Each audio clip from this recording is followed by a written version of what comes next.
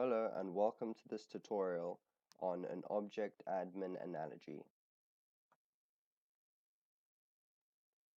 These three construction workers, an Aussie, an Irishman and an American, are about to have lunch while sitting on the 40th floor of a construction site.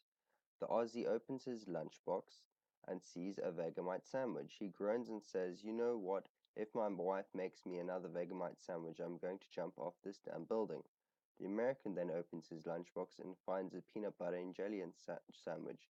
He says to the other two guys, "You know, if my wife makes me another peanut butter and jelly sandwich, I'm going to jump too." The Irishman then opens his lunchbox and sees a ham sandwich.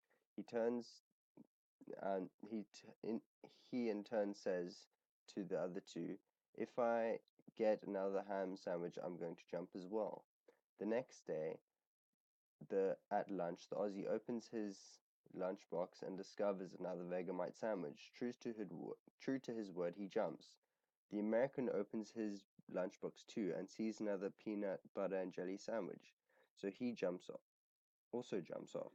The Irishman then opens his lunchbox and finds another ham sandwich. He also jumps. The funeral is 2 weeks later, and their wives are gathering together in a circle crying.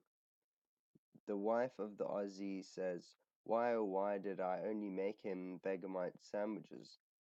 I could have changed it at least once and he'd still be here." The American wife says, "I should have made a different sandwich and not force him to have the same one every day."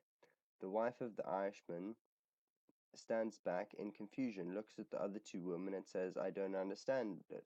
He always made his own lunch."